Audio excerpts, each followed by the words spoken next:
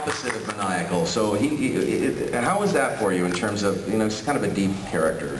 Holland matches the sort of older brother archetype, which I play a lot. I'm not Speed Racer, I'm Racer X. And usually that archetype is someone who has seen a bit of the world and has some wisdom. And then this young'un comes along, and it's sort of their job to be the Obi-Wan Kenobi for that young'un. And so usually this character is very skilled.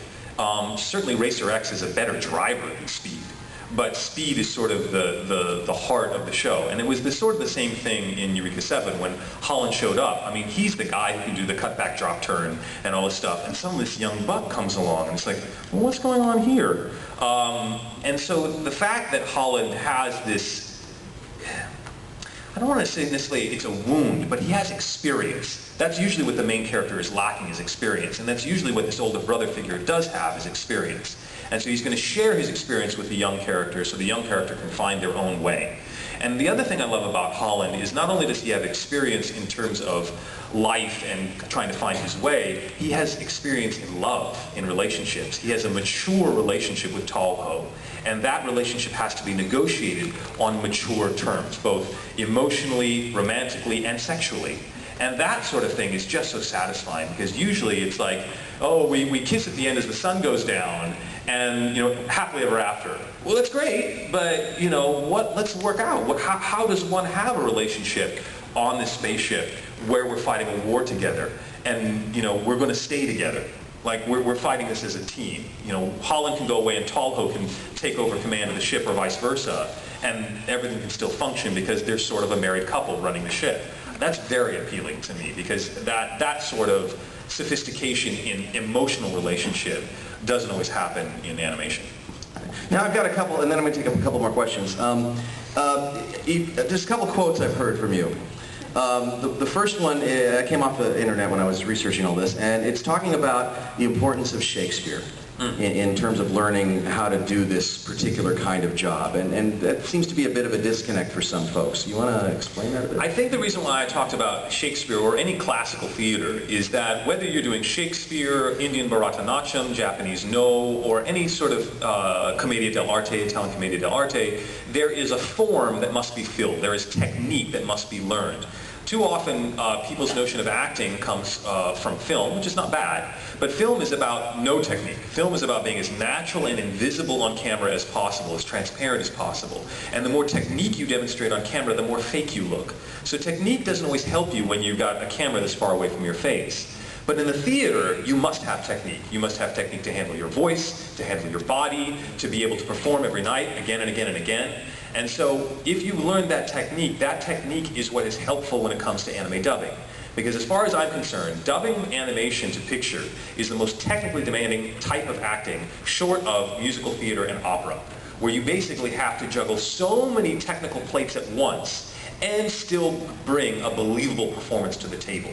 So if you don't have what musicians call chops, if you don't have your technique down, you're going to be stumbling trying to just express something emotional. So you have Shakespeare, and being able to handle language like that sharpens your technique. So then you don't have to think about the technique when you're in the booth or when you're acting. You can just let the emotional reality or emotional believability of the moment flow without stressing about crossing your T's and dotting your I's. The other quote is, it came out of a panel I saw of you when we were at Otakon together a few years back. And somebody asked you a question about why or why not you did a particular role, and your quote was basically, actors do not turn down work. Yeah, my question is, do actors refuse work? Am I an actor? The actors don't refuse work. I think that's another thing. People look at actors and they think Angelina Jolie and Brad Pitt, and they think these sort of triple A-list celebrities who do have choices because so many people want a piece of them, which is this tiny little fraction of actors. The rest of actors are trying to do what they want.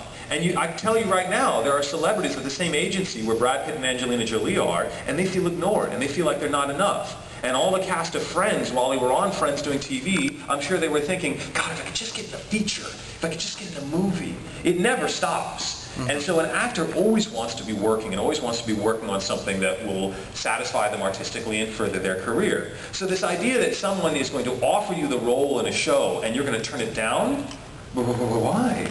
You know? Why would you do that? And the only reason I can come up with is because the story itself somehow doesn't jive with your belief system. And so you can't honestly give your best work as an actor. The case I always give is if you're doing voiceover and you're advertising, will you advertise for tobacco products? There are some people who are just not comfortable advertising for tobacco products. And they'll just never be a good voiceover for it because they can't put their whole heart and soul behind advertising for that. And so that's the only time when something like that would come up, is when something is just so a problem for your own belief system that you can't do your best work. Cool. Question over here. Well, with all that considered, I suppose this question may be a bit redundant, but at the end of the day, with everything in that considered, after the auditions and the stress and trying to get work, why do you voice act? What is it that drives you to keep doing these characters and all these voices and these performances for people? Why do you do it? That's a great question, actually. It is my firm belief that we become the stories we tell ourselves. And that if we are going to have rich lives, we want to experience that story fully. I don't think that people are searching for the meaning behind life. I think they're searching for the experience of life. And so my way of participating in that experience of life and in participating in storytelling was through voice acting. I'm not a graphic artist. That's not my specialty. My skill initially was voice acting. So that was my entry point into storytelling. And my favorite type of storytelling, I realized after experiencing many different types of storytelling, was animation. And so when I looked at animation and said, what can I contribute, right? One of my favorite Stanislavski lines is, love the art in yourself more than yourself in the art. And so if I go, oh, I just want to be in this show because it's fun, that's loving me in the art. As an artist, I look at it and say, what can I bring to this piece of artwork? I love the art that I have in myself. What can I contribute to the show to make the show better? So that's how I got involved in animation. I said, these stories are so good. I want them to get the best treatment possible. And bring them to others and share them with others, because I think these stories are so powerful. And my way, and my avenue in, was through voice acting, and then advanced into directing and script adapting, and now I'm doing my own, mythology seminars and teaching and everything else. These are all different avenues for me to express what I think is powerful about storytelling. So that's why I voice act. Next. One of the shows I just finished watching was X. I want to hear your opinion on, I guess, the plot of it, but also the themes that are throughout the show, because there's a lot of confusion about some of the parts of the show. What's your opinion on that? Well, I'm not going to say that, and I was confused. Yeah, I'm not going to be able to give you a definitive interpretation of X because there's no definitive version of X. It ends two different ways. And I don't want to give spoilers about that, but I think X, and I have not studied X in depth, but X is basically a millennial story. It's about sort of a coming apocalypse at the end of the millennium. And so the idea is, the dichotomy that is set up is, do you side with humanity or do you side with nature? And so it sets them up as sort of oppositional forces. I think it's a false dichotomy. You have to choose the dragons of heaven and side with humanity, or choose the dragons of earth and side with Mother Nature. But that's the dichotomy they wanted to set up in the show, and so it's this balance of powers between them. And is it possible to have a balance, or does one always have to sort of conquer the other one? That's the basic setup. But it ends two different ways depending on which version you're looking at. So even Clamp couldn't decide what was the definitive version of X. Yeah. Good. And one more question, and if you have a ticket for voice acting, I'd like you to line up by that screen over there, okay? And Emily will hand you something. Go ahead. Hey, Crispin. My question is a technical question. Most common people like to use green apples to moisten up their mouth. What if you don't like green apples? What's a good substitute for green apples? Do you like apple juice?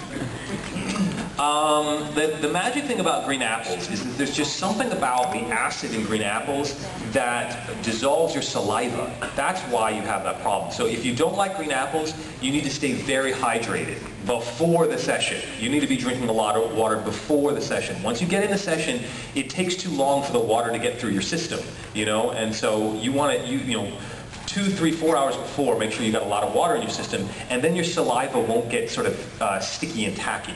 Once you get to that point, you've got to have something to try to break it up, and apple juice and apples for some reason just happens to be something that works. I don't know of anything else because I really like green apples, so I love, everyone in the booth is like, oh, green apples again. I'm like, yay, breakfast. I don't, I love them, so I may not be the best person to ask.